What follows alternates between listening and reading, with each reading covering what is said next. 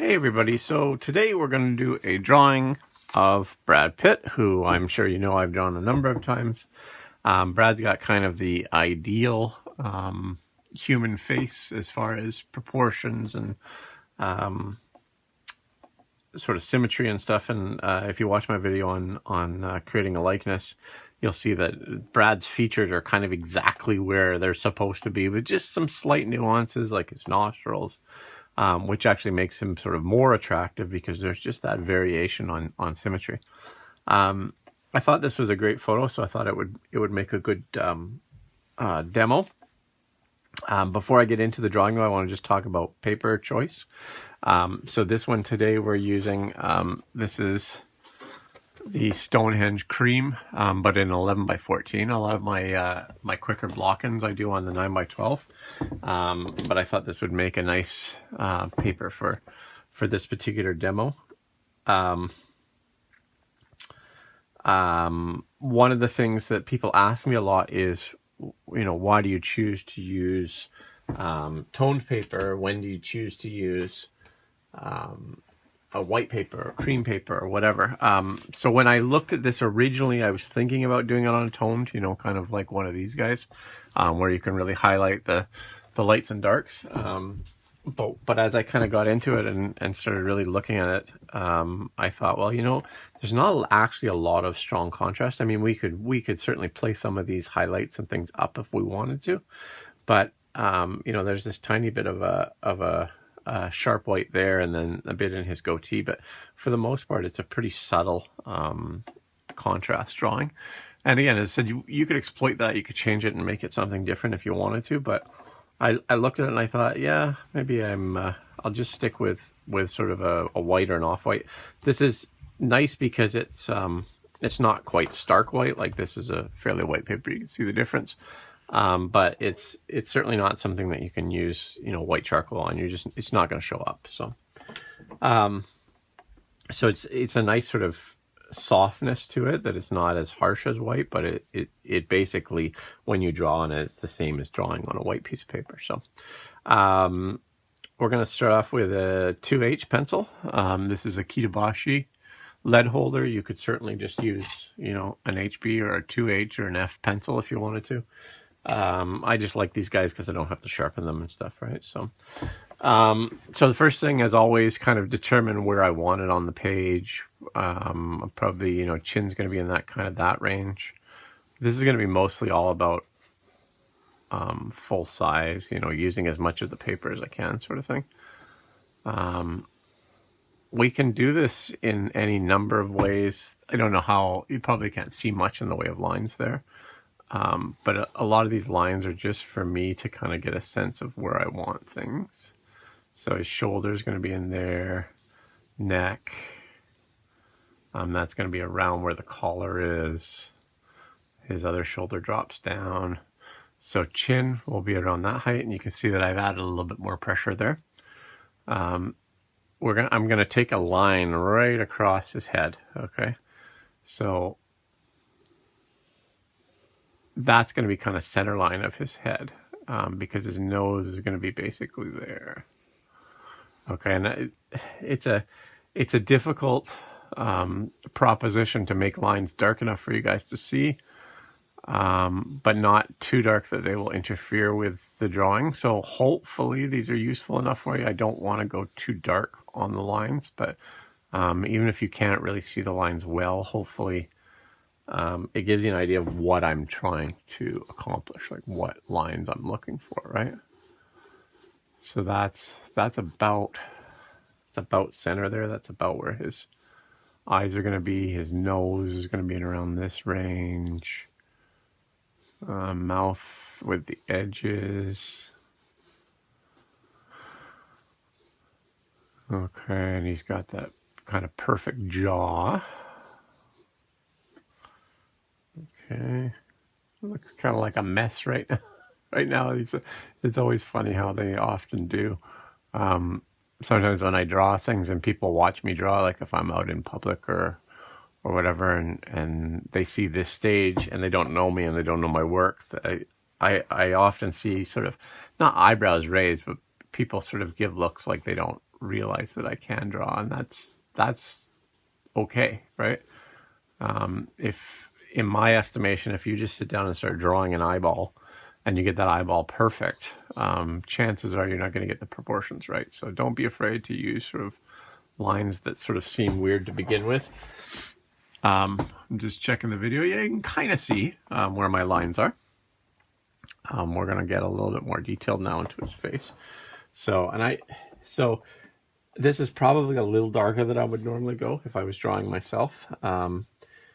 But most of the lines I don't think are going to be a problem. But like this one right here, just because I was getting a little overzealous, just going to erase that. And then, so I'm not even erasing these. I can still see the lines. I just don't know how well you can see them in the video. But I just want to soften them. Okay, and so a kneaded eraser is great for that. So I'm going to stick with the 2H for now.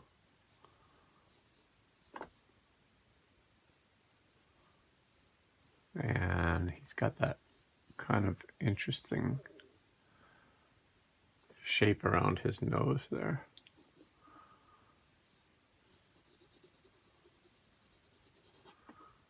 Okay, so that feels about right at me.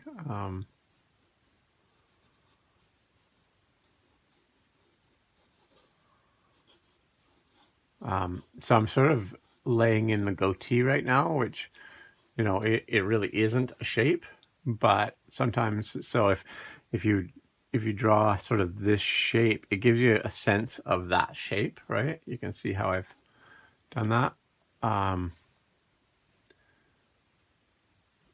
You want to stay fairly light with that, obviously, because there is no line here. It's just sort of inferred by all of the hairs. So I don't want that line to be too dark. And all of these lines really are quite light at this stage. If you watch my video on, or any of my videos on values, you know that even though they look relatively dark right now, as we start adding more, these are going to probably fall by the wayside, and that's okay.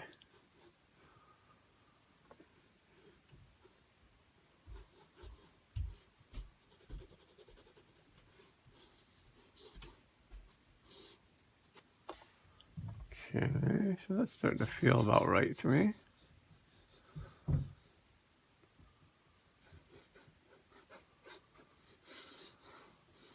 I know he has these, he's kind of furrowing his brow a little bit, so he has these kind of shapes here. Right.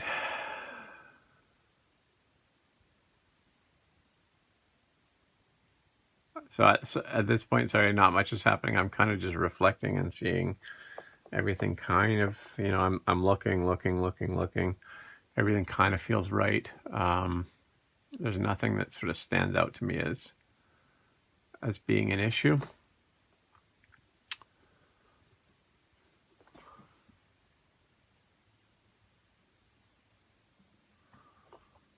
Yeah, that's starting to look about right to me.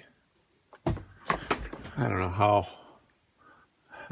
It's always tricky at this point to know how well, like I'm looking at, sort of stopping and looking at my phone. I think that the lines are coming in okay, but I can't go too much darker with them because, you know, some of these lines are not going to be right. So he has really interesting shapes in here, right? And that's one of the things that drew me to this reference. I mean, he's a very handsome man, but he's got, you know, he's starting to get older, so he's starting to get these kind of nooks and crannies that are really kind of neat and interesting to draw, these planes of his face, if you like.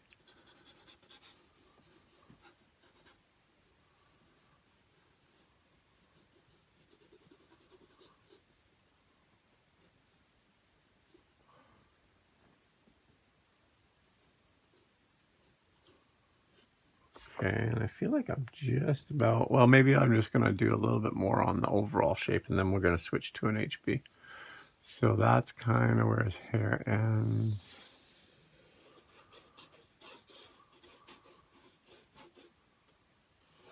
That looks about right to me.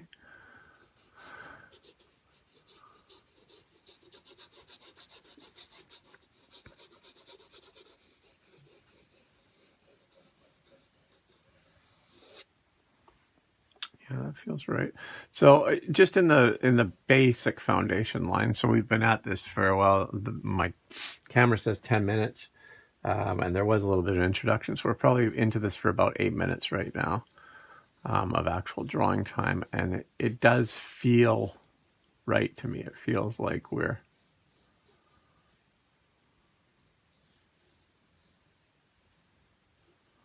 it feels like, we're starting to get, when I look at this drawing, if someone just showed that to me, I don't know that I would necessarily say Brad Pitt, but if someone showed it to me and said it's my initial drawing of Brad Pitt, I would say, oh yeah, I can see that.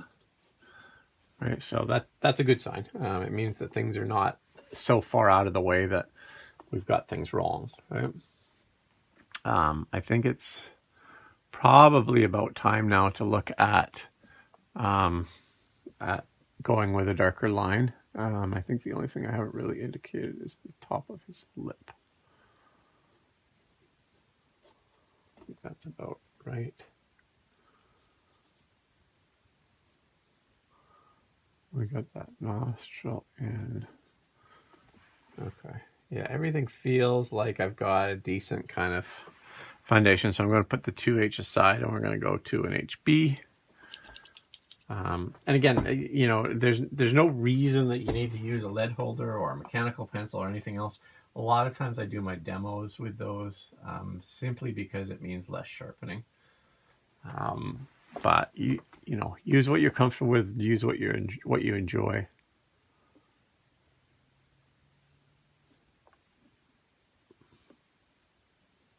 It's always shocking to see how much darker the HB is versus the 2H. That might even be a little bit dark, but it's the nostril, so we can get away with it. A lot of times I start with the nose just because it is the central point in the face. So when I laid in my initial guideline areas, while some of them might be a little bit off, I'm hoping that the nose is right because everything kind of built off of it, right? So it feels about right.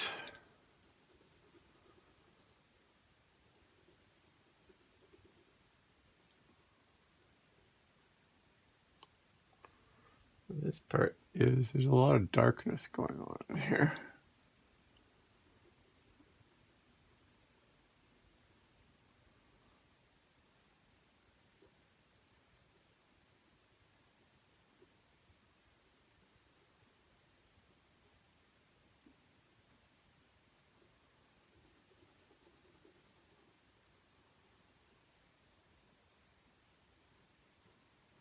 And we gotta kind of lock in that.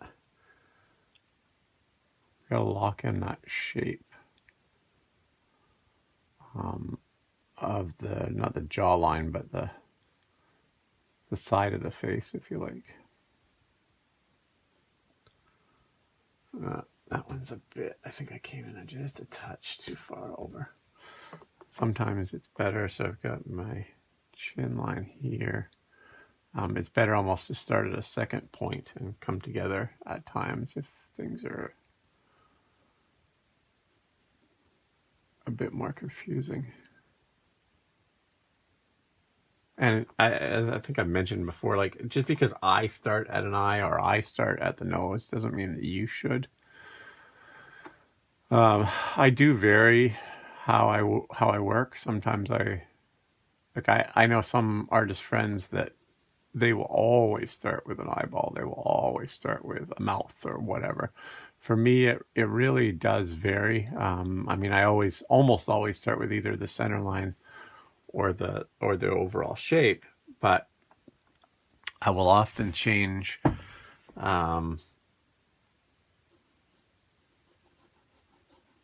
what comes next, right? Whether it's the center line for the mouth, or the center line for the whole face, or laying in where the eyes are supposed to be, or whatever. That a lot of that changes, and I'm sure if you've watched any of my videos, you notice that I do that. I certainly probably go one way or the other more often, but I can, depending upon the reference, depending upon the paper, the type of pencil, and just the way I'm feeling that day or the mood, I might change how I'm doing that. So,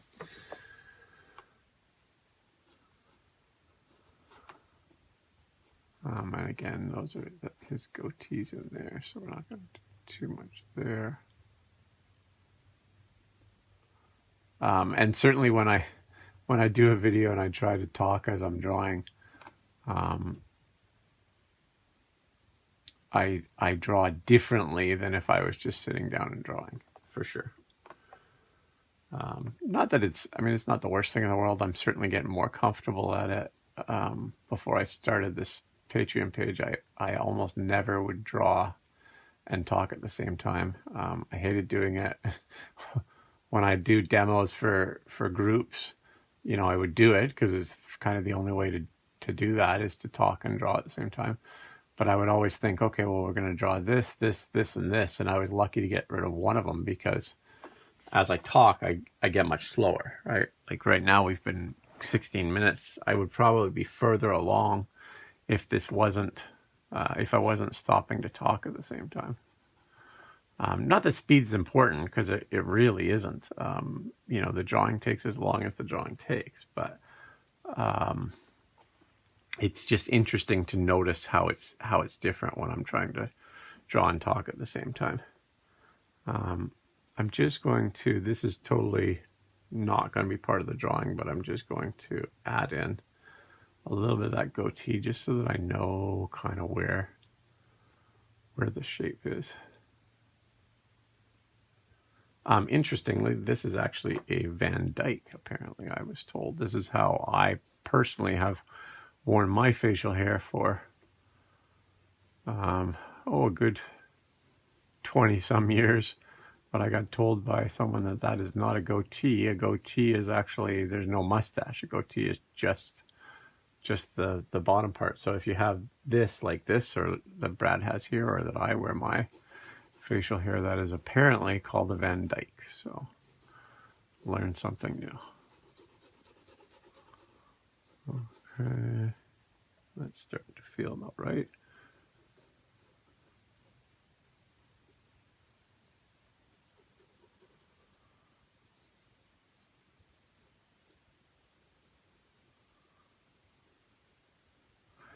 This area right here, the little bridge above the nose, is something that a lot of people miss. Your nose goes back, and then, so if you look at it, your nose goes back, and then it curves up. And so this part is almost always in shadow. Because the area under the eyebrows is so much in shadow, people miss that. But that is quite important for showing volume. Okay, so do always be aware of that and sort of be cognizant of that. That's something that when I work with students or critique people, that's something I see very often, is they will address this area, but they won't address that area. Okay.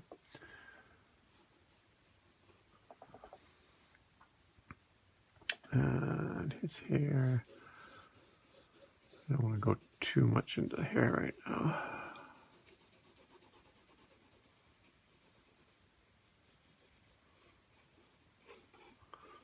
Now he is wearing a bow tie and stuff. I'm not sure what I'm going to do with that. I'm not sure if I really want to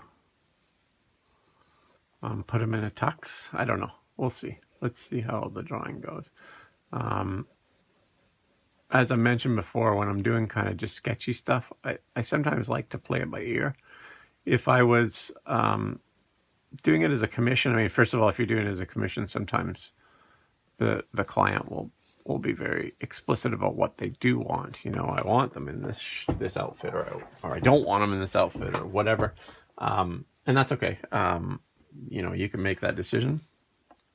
But when it's you drawing something for yourself, then you can certainly make the choices yourself. So overall, I think it's fairly well blocked in now. So I'm going to switch to traditional wood pencil. This is a 2B. Just because it does give me a little bit more in the way of not flexibility, that's not the right word, but it feels more natural in my hand when I work with a pencil like this. So we're going to start rendering. At this stage, I'm not 100% sure just how rendered I want the rendering to be, but let's see how it goes.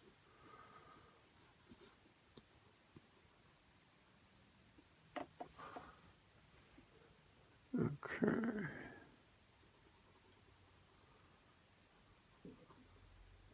I always find that as you start to lay in the details of the eyes, that's when the drawing starts to not come alive, but it starts to, before that you think, oh, that's pretty rough. But as soon as you start to put a little bit of detail in the eyes, you can see where the drawing can go. And as I said, I'd resist working in one area right off the bat, simply because if you have things in just slightly wrong place, as we've seen in other videos, things don't, the likeness isn't there, right? So you're gonna have to correct things, and you don't want to have to correct things. If you've already drawn them and you're like, oh man, that's a perfect nose, and then you realize, oh, it should be over, a little bit, then it gets a bit frustrating, and a lot of times people will be like, well, I'll just leave it like that, and the drawing suffers. Okay. Now right in here is quite dark. So I said I'm just using a 2B. That's all I'm gonna use at present, even though I know that there's areas that need to be darker. Just because I want to build up my values. I don't want to sort of jump in and say, okay, this needs to be darker, so we'll do that. I want to kind of let it build up organically, naturally.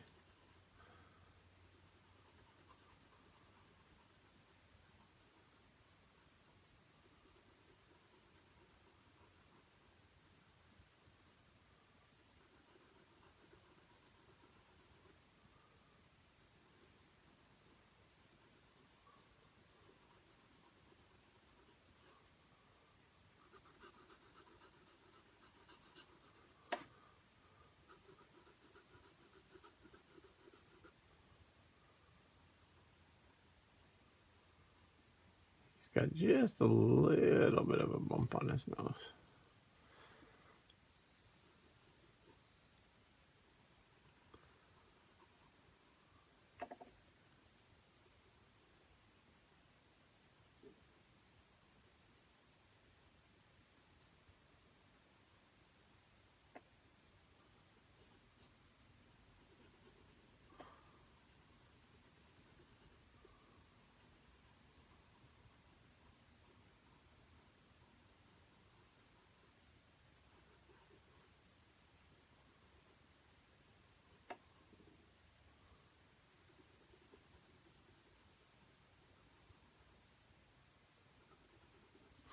Okay, I do want to switch to a 4B just for the really darkest darks around the eyes. Just because my values are starting to get a little bit too similar. And I want to make sure that we've got this in the right place and everything looks good. Yeah, that helps. That helps me to identify the shapes a little bit. Now, he doesn't have any catch lights on his eyes, which are the little whites that you get on the iris. But I've added one here. You can always take it away. I mean, you can add one too by erasing it out. It's easier to take it away, which would, you'd go over it, obviously, than to add it. But at this point, I'm not sure if that's going to be too harsh. So again, using the 4B just in the really, really dark area of the nostril.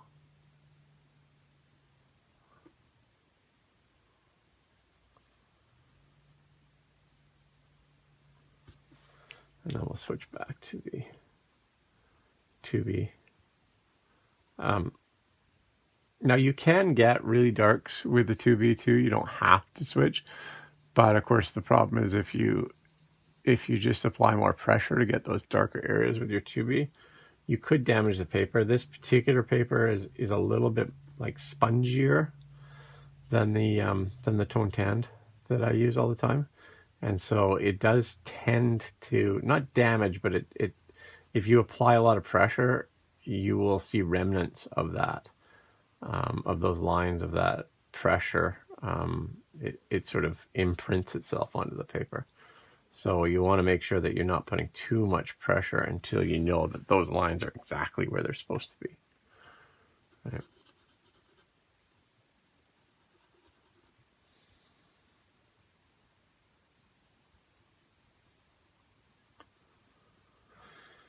Okay, and one more time with the 4B. Just in the really dark areas of the mouth. And then back to the 2B.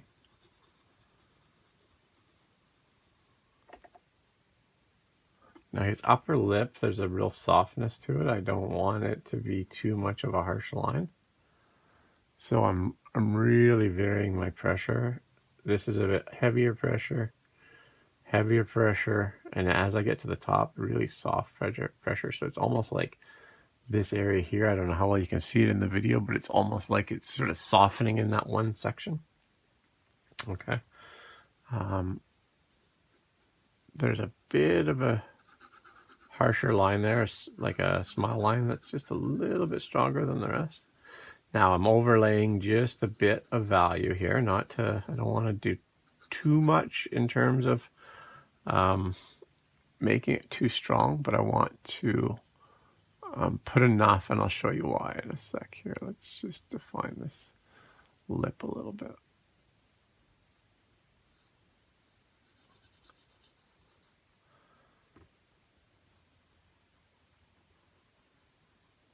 Okay, so we're about, what, 26 minutes into the drawing now. So, and again, a couple of minutes to start off with the talk. So probably about 25 minutes, which is not too bad. It's coming along pretty nicely in that short period of time.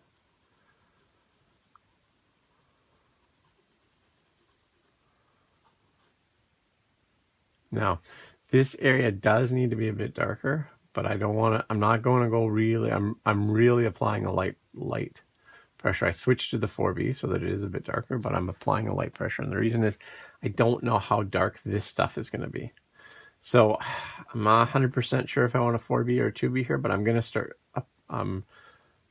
layering in some of the facial here. I'm going to start with a 4B, and I think that'll work because really light touch on the 4B seems to be okay. But there's no guarantee. If you're drawing facial here, you might want to use a 2B or a 6B. It's really going to depend on the reference and, you know, the paper that you're using, and kind of obviously the amount of facial hair they have, the darkness of their facial hair, etc. So, but that feels pretty good to me, and obviously, just like any other area of the face that has, you know, shade and values, you're going to have to probably build up more on it.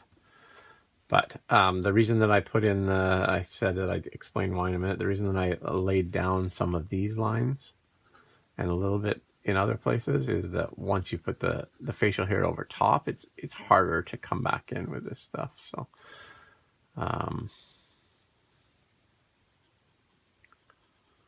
that's looking pretty good.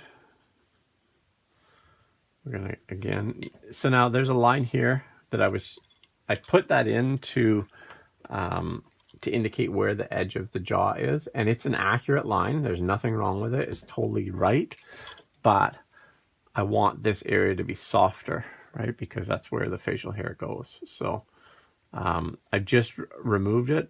When we come back in with the stubble, we will essentially be redrawing that line, but it won't be a straight line across, if that makes sense, right? So back to the 4B now.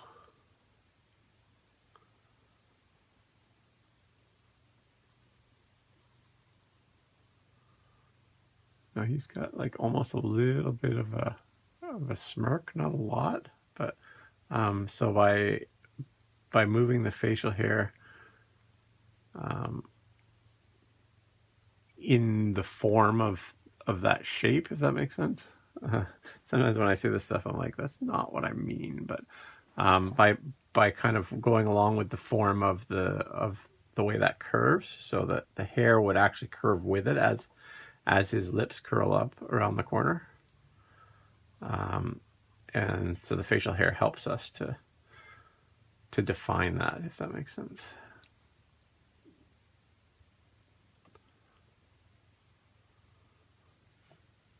Looks pretty good.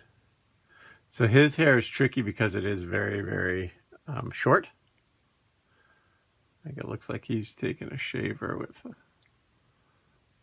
3 or 4 millimeter guide on it. So it's very, very short, which makes it somewhat difficult to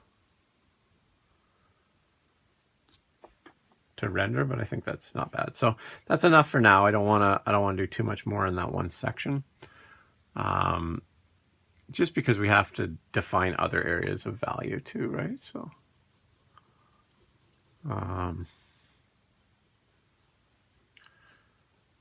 the neck,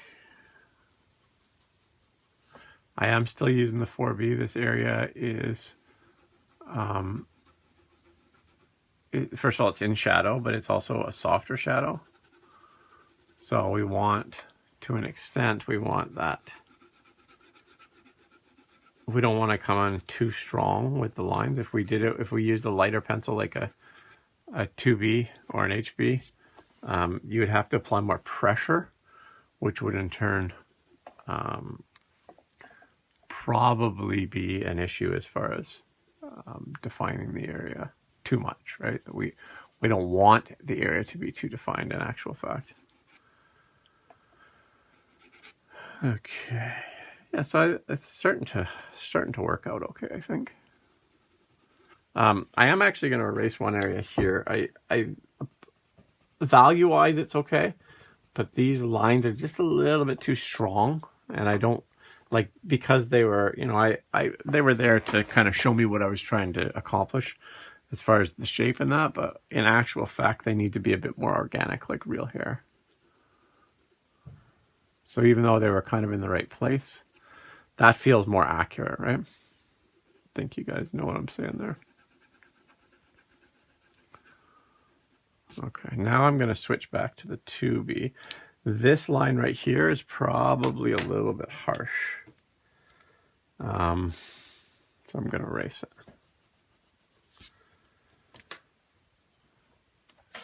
Okay. Now, I'm sort of sitting back looking at some of this now, and the question that I have is, what part do I want to work on next, right? I mean, this is all, excuse me, this all looks pretty accurate, but do I want to build up values here? Do I want to build up values here? I think I'm going to stick over here for now. If I wasn't doing a demo, I would probably address the hair, although I probably would have addressed the hair before I did this, because when I start working on this, I'm going to start getting this, right? But whatever. It's from a standpoint of explaining what I'm doing, I think this works better. It's not rocket science to draw hair. So if for some reason we don't get to that part of it in the demo, I'm not too worried. There's lots of demos that I've done on hair, and I'm going to continue to do more. But I want to kind of just really show you how I would address the tougher parts of the drawing, if you like. So that's a real soft area of drawing, right? And you can't see it, but I'm sort of switching between taking my glasses off and putting them on. When I draw from life, I go to life drawing sessions where we work from a live model, and I'm constantly taking my glasses off and putting them on, and people look at me strangely because they're like, well, don't you need your glasses to see? I say, I do need my glasses to see, but only details. Sometimes what we see without our glasses is actually more important, because we see shapes, right? We see values better. If you've got 20/20 vision like my wife does, you don't have that luxury. You have to squint. But rather than squinting with my glasses on, I'd rather just take them off. And that went a little bit too harsh there.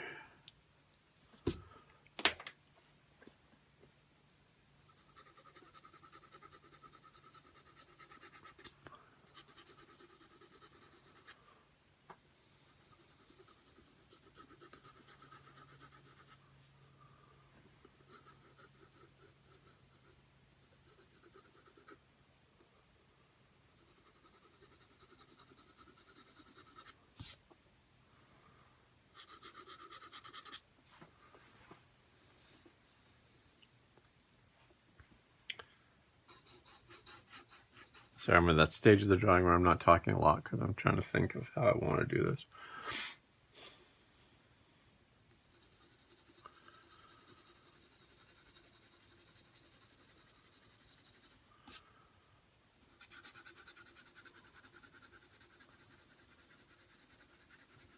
Now you see that there's sort of these end lines as I do that, but as I start hatching in different directions, those will soften, right?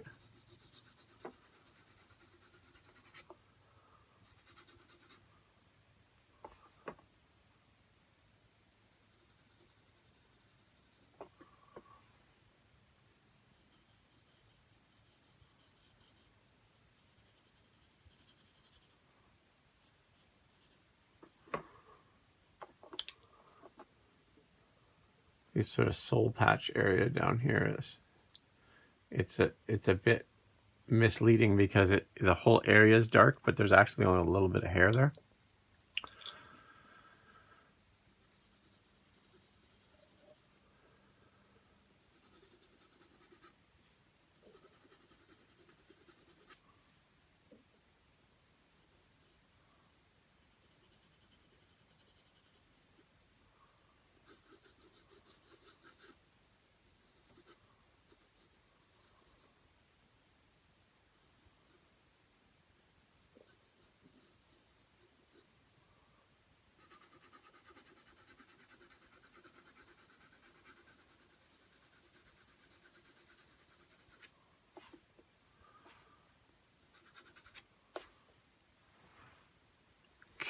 Okay.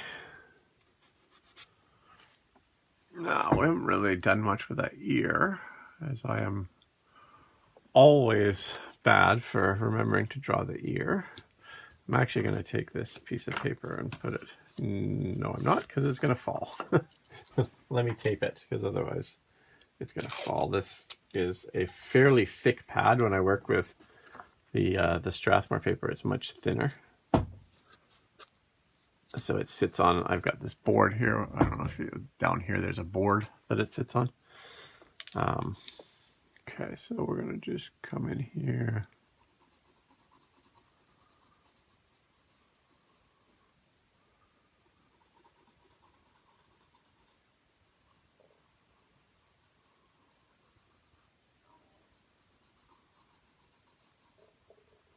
Okay.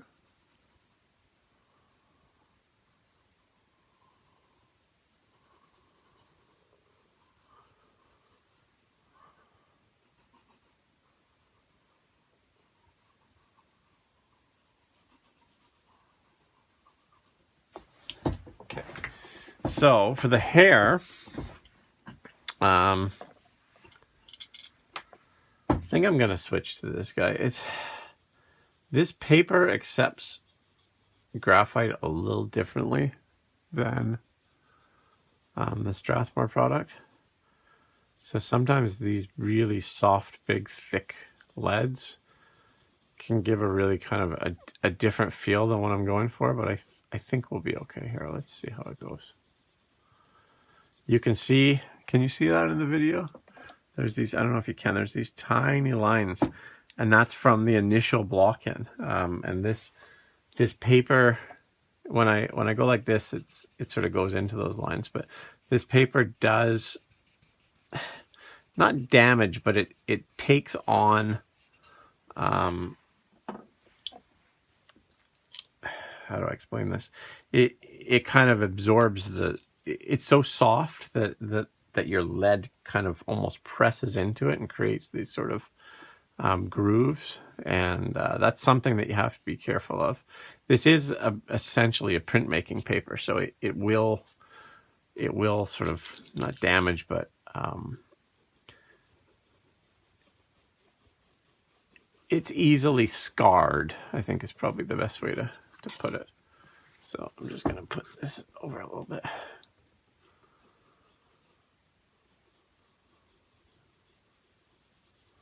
And that's, I guess, why I don't normally like these really big, soft lead pencils on this paper. I wasn't sure why. I knew that there was a reason, but that's probably why. But that's okay. It should still work. And we're going to, again, just come in and use the tortilla. And I'm going to draw the whole, oh, sorry, I banged the camera in my head. I'm going to draw the whole kind of area first. Okay, and then we'll come in with the eraser and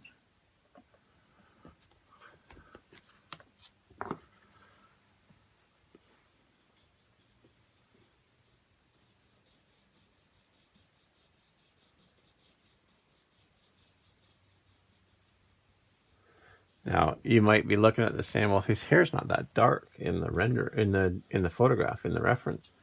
That's okay. Right, we're gonna play with that a little bit. I'm not putting a ton of pressure with the lead. This is quite a dark graphite anyway. I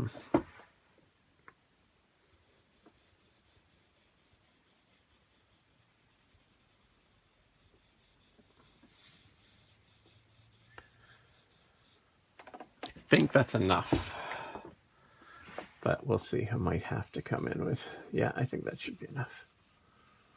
Okay, so in the areas at the bottom of his hair, or at the bottom of his head rather, like the nape of his neck and stuff, I went a lot darker, because if you look at the reference, it is quite dark. But at the top of his head, I kept it quite light, and that is because his hair is not that dark. It sort of lightens as from the bottom to the top. So now we can come in and just erase those areas.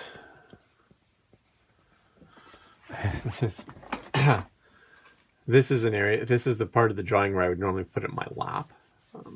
It's sort of a little hard on the shoulder to do it this way, but that's okay. I think it's better that you guys see it than me grab it, put it in my lap, and then you don't get to see what I'm actually doing.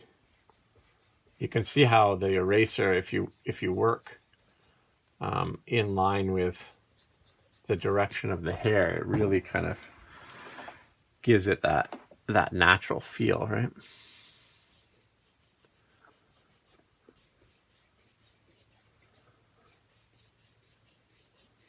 You could, I think, you could certainly draw the hair as each individual hair if you really wanted to. But I feel like this is an easier way of doing it and getting pretty much the same results. I want this to have a kind of a sketchy feel. I'm not going photorealism. So I don't mind if, the lines look, I don't mind if it looks like a drawing. Let's put it that way. Right? Whereas if you are trying to go really photorealistic, then you're going to probably want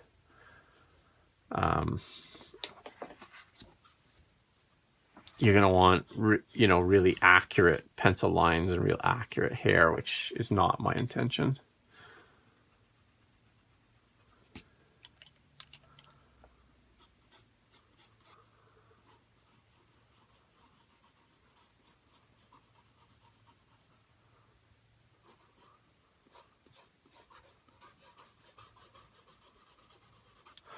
Okay, now we're going to go over, I just want to do this area here.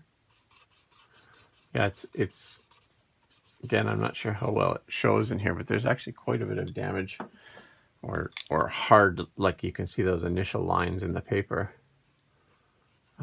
in the areas of darkness, which is, certainly sort of a downside of this paper, but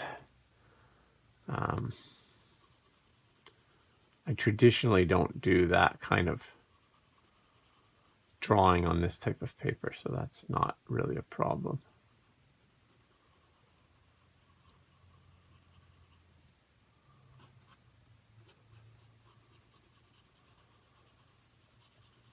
Okay, let's look at how Brad's looking. This is looking pretty good. Now this area here looks like it's a bit off, so we're going to have to add a bit more hair in there. But I just want to put a bit of a foundation in here. Bit of value. Okay.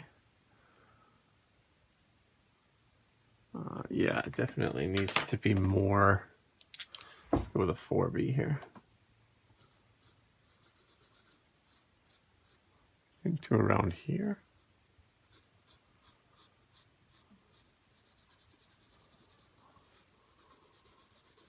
That's a bit too low.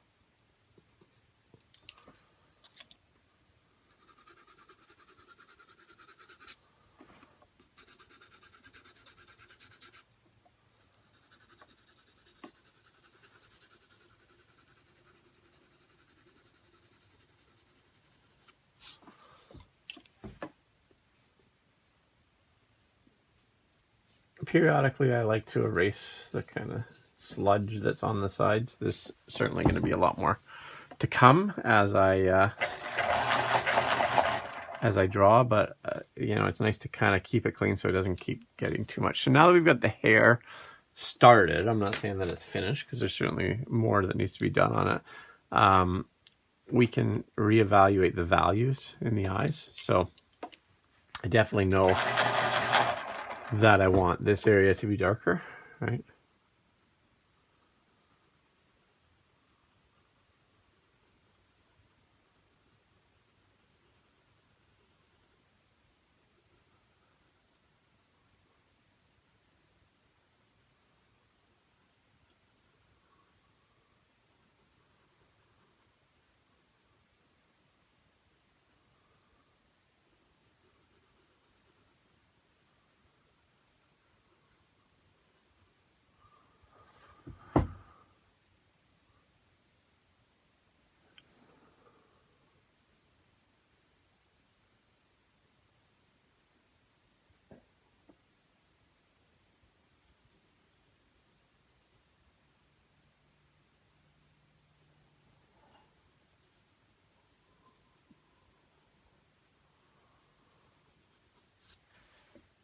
Yeah, that helps. This area too.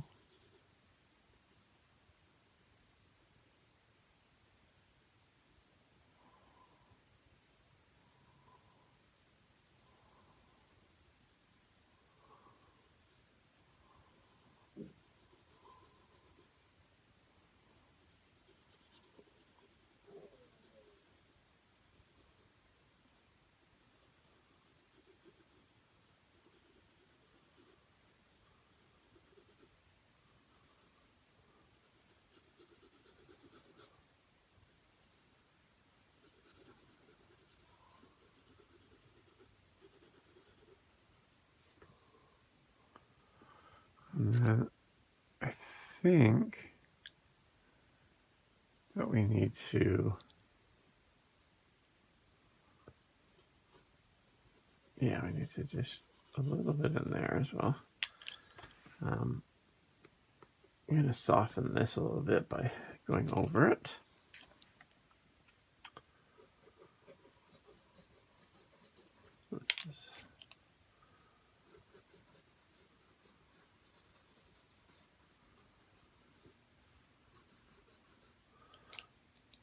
This part needs to be just adjusted a little bit.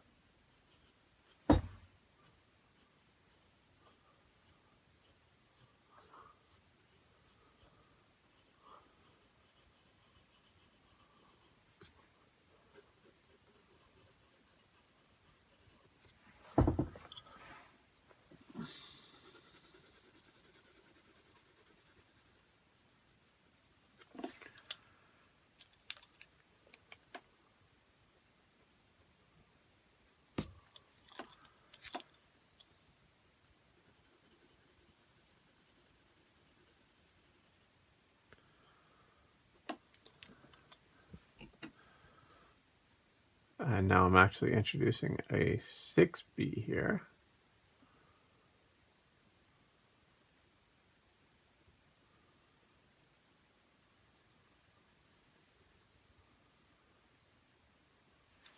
Just to the really dark areas, and this is a 4B again.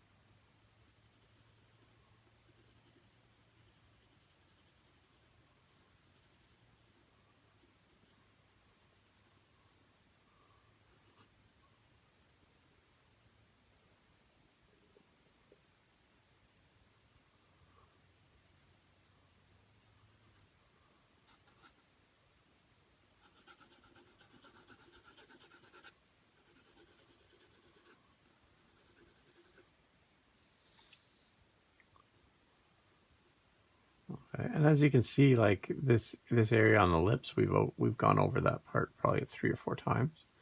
Each time we're increasing the values just a little bit.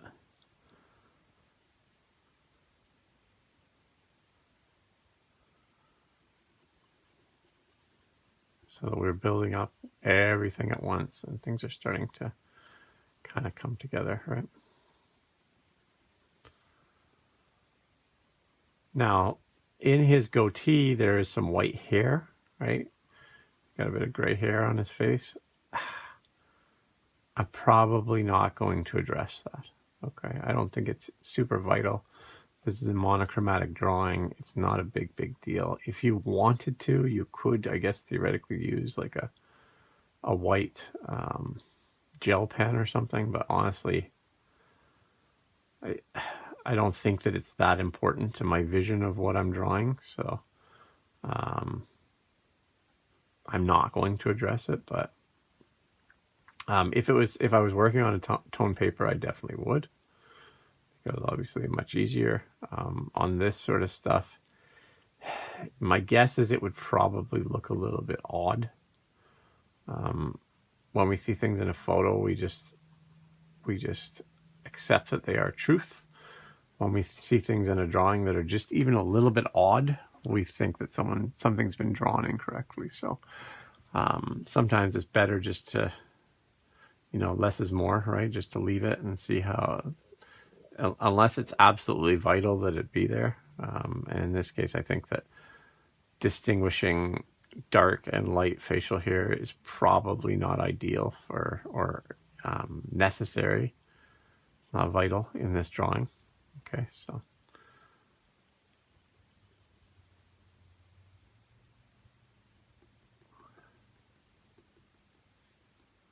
And you can dot hairs,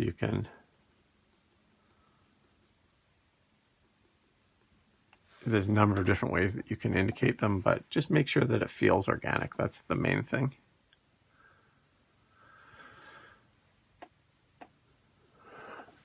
So we're now up to almost an hour of drawing time on this, and it's starting to come together pretty nicely. I don't think that there's anything like major that needs to be changed. It's just going to be more of the same and more of the kind of busy work to get everything to where we want it to be as far as details and values and stuff. So keep going for a bit.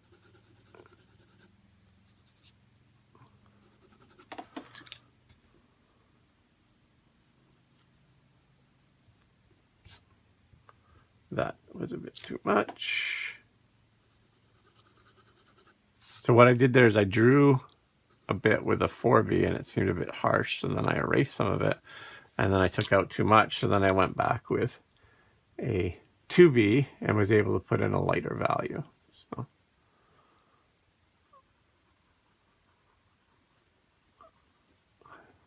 And yeah, the reason that I jump around from parts of the drawing is I will see one area and then I need to see how another part of the drawing kind of not responds, but how it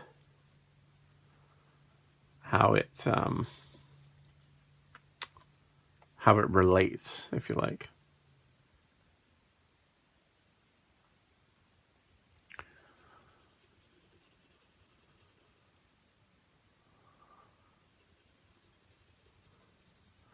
This part of his chin is a bit tricky.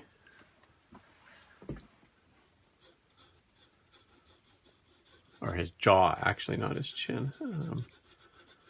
Because of how the shadow is falling, it's just a bit odd, but we're going to do our best.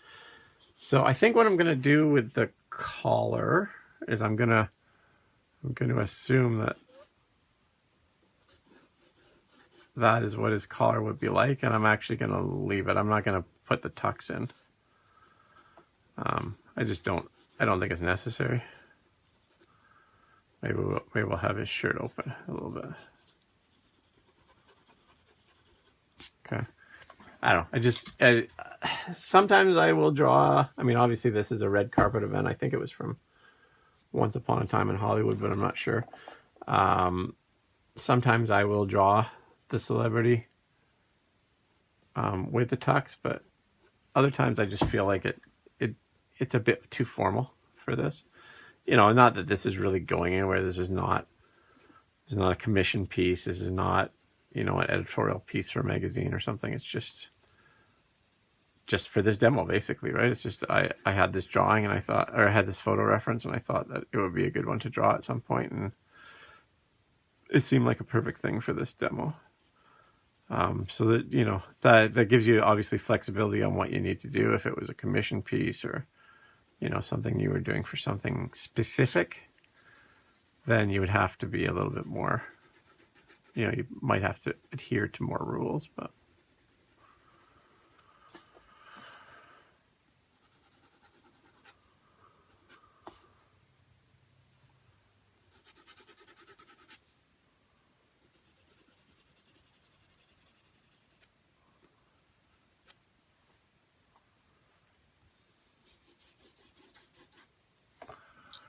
All right, so we're just shy of an hour now, so I think I'm going to call it quits on this one for today. Hopefully that was useful, helpful, whatever else for you. A bit of fun, and yeah, if you have any questions, comments, whatever, let me know and in the comments. And everyone have a great day and stay safe. All right, bye.